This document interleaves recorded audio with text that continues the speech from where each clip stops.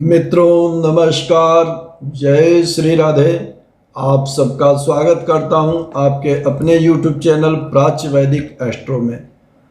और आज आप लोगों के लिए लाया हूं भगवान श्री देवगुरु बृहस्पति का मीन राशि में संचरण 14 अप्रैल से लेकर के 28 जुलाई तक देवगुरु बृहस्पति संचरण करेंगे मीन राशि में मार्गी होकर के।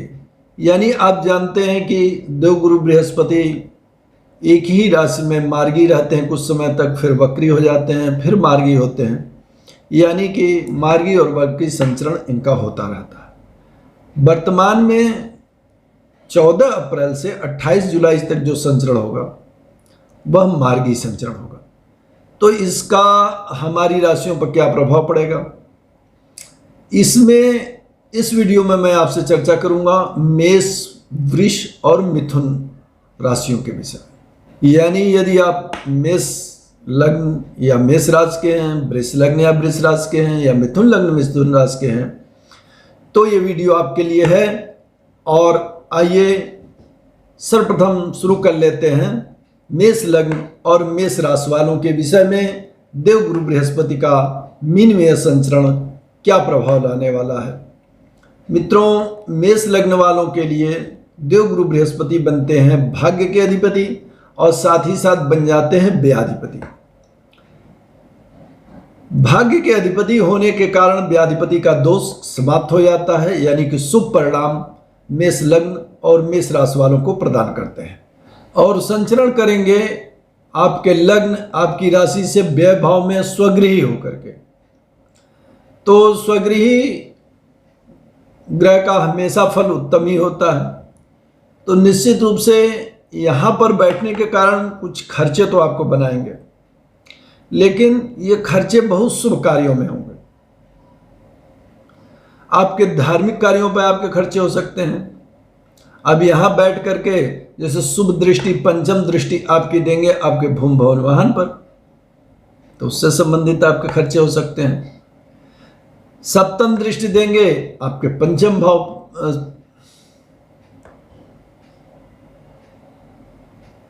सप्तम दृष्टि देंगे खष्ट भाव पर, तो ऋण रोग शत्रुओं के लिए नष्ट करने के लिए आपके खर्चे हो सकते हैं। यानी कि जो खर्च भी होगा वो बहुत ही शुभ मार्ग में होगा, उसका परिणाम बहुत शुभ होगा। तो मेष लग्न या यदि मेष राशि के जातक हैं तो भगवान श्री देवगुरु बृहस्पति यहाँ पर बैठ करके खर्च की थोड़ी अधिकता अवश्य बनाए रखेंगे, लेकिन आपको विदेश जाने के अवसर प्राप्त हो सकते हैं। आपको धार्मिक अनुष्ठान करने का, धार्मिक तीर्थ यात्राएं करने का आपको अवसर प्राप्त होगा। साथ ही साथ भूमि भवन वाहन मकान बनाने का आपको अवसर प्रदान करेंगे भगवान श्री देवगुरु बृहस्पति।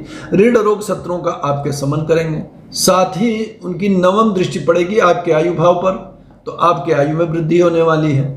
यानी कि यहाँ बैठ करके भी मेष लग्न व्यय भाव में भी बैठ करके देवगुरु बृहस्पति आपके लिए बहुत शुभ परिणाम प्रदान करने वाले हैं, आपका बहुत कल्याण करने वाले हैं। विशेष रूप से यदि आप कोई भूमि भवन वाहन नया खरीदना चाहते हैं तो मीन लग्न मीन राशि वालों के लिए उत्तम अवसर होगा। देवगुरु बृहस्पति आपकी सहायता करेंगे। या यदि कहीं विदेश में यात्रा के लिए जाना चाहते हैं, विदेश में नौकरी के लिए जाना चाहते हैं, तो भी देवगुरु बृहस्पति यहाँ पे अभाव में बैठ करके आपकी सहायता अवश्य करेंगे। यानी मेष लग्न और मेष राशि के लिए देवगुरु बृहस्पति का वैभव में संचरण खर्च की थोड़ी अधिकता अवश्य लाएगा, लेकिन शुभ परिणामों को प्रदान करेगा। और अब आइए बात कर लेते हैं वृष लग्न और वृष राशि के विषय में। मित्रों, वृष लग्न और वृष राशि के लिए देवगुरु बृहस्पति आप लोगों के लिए बन जाते हैं आप लोगों के लिए अष्टमाधिपति, और साथ ही साथ बन जाते हैं लाभेश, लाभ भाव के स्वामी। यानी अष्टम के भाव के स्वामी हैं जो दुख का कारक है, और साथ ही लाभ के कारक है जो आपकी मनोकामनाओं को पूर्ण करने वाला है। तो और संचरण करेंगे वर्तमान कालखंड में लाभ भाव में। तो लाभेश जब लाभ भाव में ही संचरण करेगा तो निश्चित जो है लाभ भाव में चाहे शुभ ग्रह हो चाहे अशुभ ग्रह हो सभी बहुत अच्छा परिणाम प्रदान करते हैं। तो आपके लाभ की मनोकामनाओं की पूर्ति होने वाली है। आप नौकरी में तरक्की चाहते हैं तो मनोकामना पूर्ण होगी, व्यवसाय में तरक्की चाहते हो मनोकामना पूर्ण होगी। कुछ भी मनोकामनाएं जो आप चाहते हैं देवगुरु बृहस्पति यहां बैठ करके आपकी पूरी करेंगे। कुछ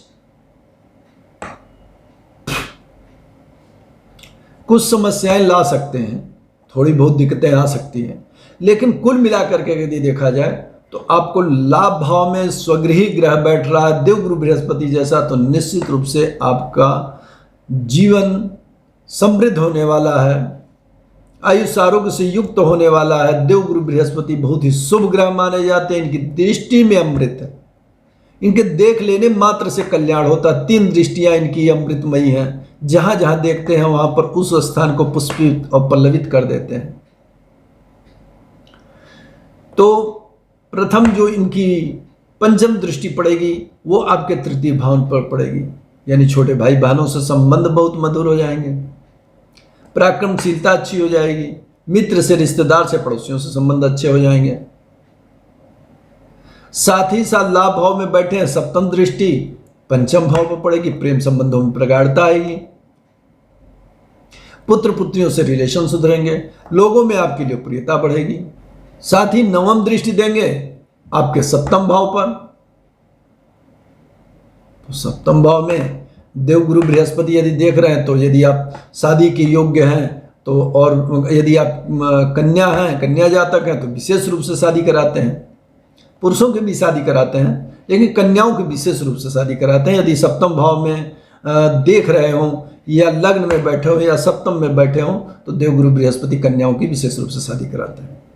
यानी कि आपका तृतीय भाव, आपका पंचम भाव और आपका सप्तम भाव तीनों देवगुरु बृहस्पति की अमृतमय दृष्टि में रहेगा।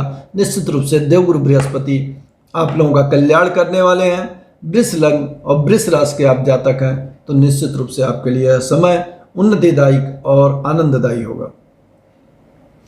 अब मित्रों आइए बात कर लेते हैं अपनी अगली लग्न, अपनी अगली राशि मिथुन लग्न और मिथुन राशि के विषय में। तो मित्रों मिथुन लग्न और मिथुन राशि में भगवान देवगुरु बृहस्पति बन जाते हैं आप लोगों के लिए सप्तमाधिपति और साथ ही साथ दसमाधिपति, यानी आपके जीवन साथी के कारक हैं, रोजगार के कारक हैं, मान सम्मान के कारक हैं, नौकरी के, व्यापार के, यानी सब कुछ इन्हीं के हाथों में। बहुत कुछ इन्होंने अनियंत्रण कर रखा है आपको, आपके लिए बहुत ही, हालांकि 2 केंद्रों का स्वामित्व है तो कुछ अशुभता आती है इसमें, लेकिन अगर अच्छी पोजीशन में बैठे हैं तो निश्चित रूप से बहुत ही लाभ करते हैं। वर्तमान में संचरण करेंगे आपके 10वें भाव में स्वगृही होकर के, तो निश्चित रूप से आपकी नौकरी में उन्नति होने वाली है, व्यापार में तरक्की होने वाली है, मान सम्मान में वृद्धि होने वाली है, यश कीर्ति में वृद्धि होने वाली है। समाज में आप पूजित होंगे, सम्मानित होंगे, लोगों से आपको प्रशंसा प्राप्त होगी, समाज में आपका स्टेटस बढ़ने वाला है, समाज में आपको लोग जानने वाले हैं, समाज में आपकी प्रतिष्ठा बढ़ने वाली है, जीवन साथी से संबंध मधुर होने वाले हैं यदि शादी हो गई, और शादी यदि नहीं हुई है तो शादी कराएंगे भी, करा भी सकते हैं। यहाँ पर बैठेंगे, हालांकि दृष्टि तो सब नहीं उनकी पड़ेगी सप्तम भाव पर आपके, लेकिन फिर भी सप्तमें होकर के जब स्वगृही ही रहेंगे तो निश्चित रूप से फिर भी आपकी शादी का भी योग बनाएंगे। यानी कि मिथुन लग्न और मिथुन राशि के हैं तो आपके लिए देवगुरु बृहस्पति बहुत ही उत्तम परिणाम लाने वाले हैं। साथ ही यहां से बैठ करके देखेंगे आपके द्वितीय भाव को उच्चतम दृष्टि प्रदान कर रहा है, आपका धन संग्रह बढ़ने वाला है, कुटुंब में वृद्धि होने वाली है, यानी कि देवगुरु बृहस्पति की कृपा से चमत्कार होने वाला है। सप्तम दृष्टि देंगे आपके भूम भवन वाहन सुख स्थान को, यानी कि आप मकान बनवा सकते हैं, भूम खरीद सकते हैं, वाहन खरीद सकते हैं, या अपना मकान है तो उसको रिपेयर भी करा सकते हैं। तो गुरु की अमृतमय दृष्टि बन रही है तो निश्चित रूप से उसमें चमक बढ़ जाएगी, शोभा बढ़ने वाली है, या नया मकान, नई जमीन, नया भूमि, नया वाहन आप खरीद सकते हैं। साथ ही नवम दृष्टि देंगे आपके खष्ट भाव में। खष्ट भाव में देखेंगे तो आपके ऋण रोग शत्रुओं का शमन करेंगे। और यदि किसी ऐसे ऋण के इच्छुक हैं जो आपके लिए उन्नति करने वाला, आपकी व्यापार की तरक्की करने वाला है, आपके मान सम्मान को बढ़ाने वाला, तो ऐसा ऋण भी आपको प्राप्त करवा सकते हैं। लेकिन निश्चित रूप से ऋण भी आपको लाभ करने वाला है, तो यानी ऋण रोग शत्रुओं का भी शमन ही करने वाले हैं। यानी हर प्रकार से देखा जाए तो मिथुन लग्न, मिथुन राशि वालों के लिए भगवान श्री देवगुरु बृहस्पति का मीन राशि में 84 संचरण आपके लिए बहुत उत्तम है।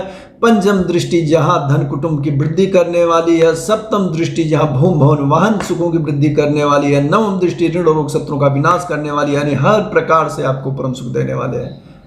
देवगुरु बृहस्पति की बड़ी अनुकंपा आप पर हो रही है।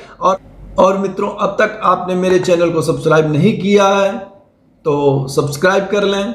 अगली वीडियो में मिलता हूं आप लोगों के लिए लेकर के कर्क, सिंह और कन्या वालों का राशिफल लेकर के कि देवगुरु बृहस्पति 14 अप्रैल से लेकर 28 जुलाई तक मीन राशि में मार्गी होकर संचरण करेंगे, तो कर्क और सिंह और कन्या पर क्या इसका प्रभाव पड़ेगा। तब तक के लिए दीजिए मुझे आज्ञा। नमस्कार। जय श्री राधे।